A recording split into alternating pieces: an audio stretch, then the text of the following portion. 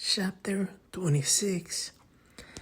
This story takes place at the Dow Air Force Base in the 1960s, where there was this airman or air police officer, and this officer was a K9 sentry, which is basically a guard that has a dog, a K9 dog, and his job was to guard B-52 bombers that had nuclear weapons. So his dog began acting up, and he broke position and was pulling him next to a truck facing the runway. And he then saw 3 pulsating spheres of light, and they were so bright that they lit the base up like it was daylight. When the airman saw this, he called Central Security Control to report the incident.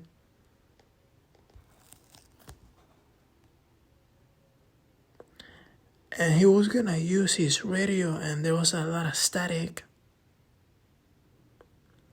And he was about 750 feet away from the orbs. And there were 3 of them, and they were about 30 feet in diameter.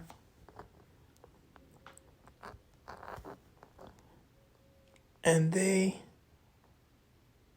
were like hovering, and then they shot up at 90-degree angle and turned to many colors, and they were like gone really quickly. Like he could not see any structure behind the orbs,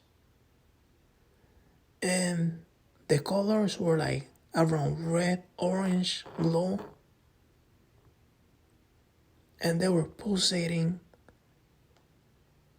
and you could see like heat waves emanating from the orbs, but the witness did not report any warmth,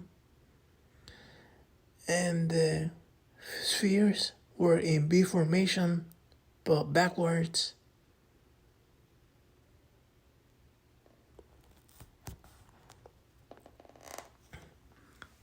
So the witness and other personnel drove around the perimeter of the base, and then they were terrified, and then they met up with the Office of Special Investigations officers, and they were interrogated, and the officers kept asking the witness if he knew what the orbs were.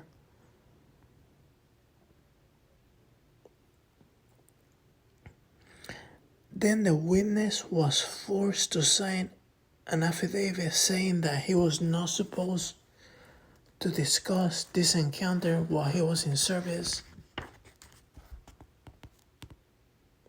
And because there were orders, he intended to follow them.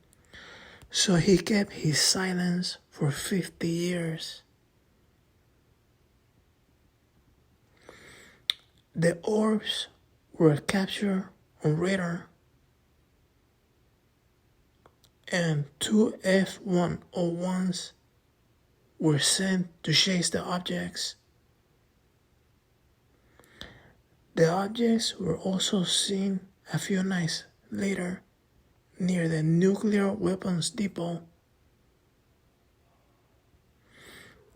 The witness did not hear any sound coming from the orbs, but he felt that his dog could hear something because he was agitated during the encounter.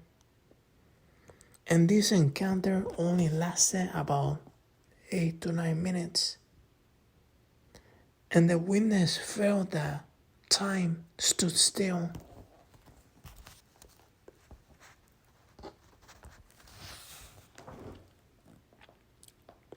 This particular airman also had other encounters. Sometime during 1963 or 1964, he was resting on a ditch with a canine dog. All of a sudden, the canine dog started becoming agitated and he wanted to get out of the leash. So they got out of the ditch and then he saw why his dog became riled up. They saw at the top of a hill a large bipedal, hairy humanoid figure. It was a beast that resembled Bigfoot. He was shocked and he was just looking at the being. He reached out for his radio to make a report to base command. And they sent a 6-man strike team to investigate, but they did not find the creature, and an official report was made about the incident.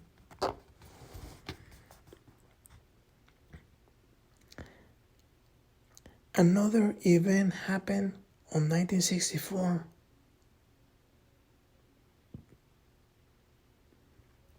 He was conducting a security walkthrough when his canine dog became on high alert.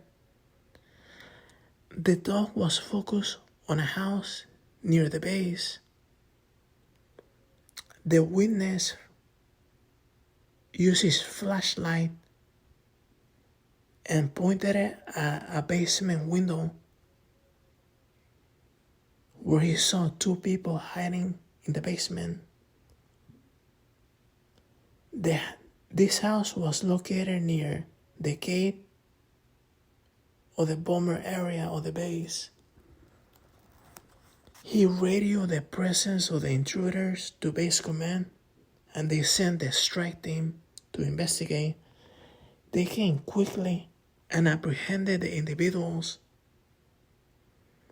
The strike team marched the intruders out of the building and the witness took a close look at them.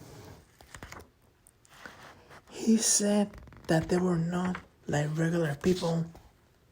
He described them as grayish in color with emotionless faces. He compared the figures or the people as the Terros alien species.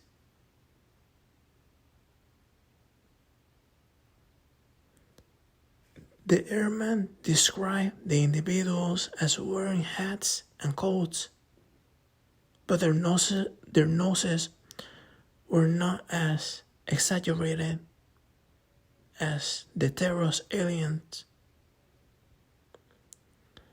The witness says that he was congratulated because he helped apprehend the 2 aliens, but he did not know what happened to the aliens.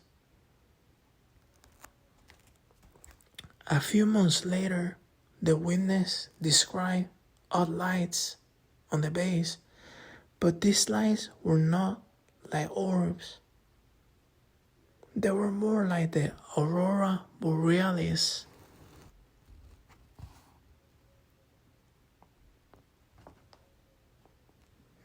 Then the chatter begins talking about portals in other areas of the world. They mentioned that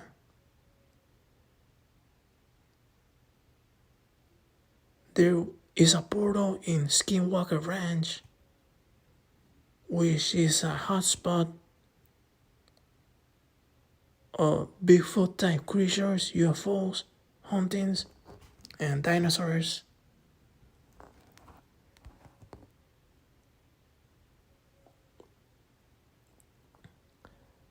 They also mentioned Robert Hastings which was a UFO researcher, and he mentions that nuclear weapons is an interest to these UFOs since they seem to make a lot of appearances at bases that have nuclear weapons.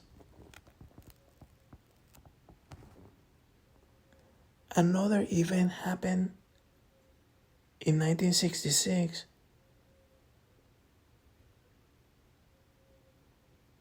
that two Skowhegan police officers observed a large dome disc-shaped object with an orange glowing light.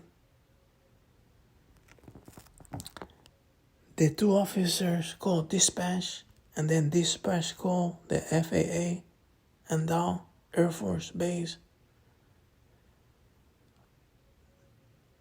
They tracked the mysterious object on radar.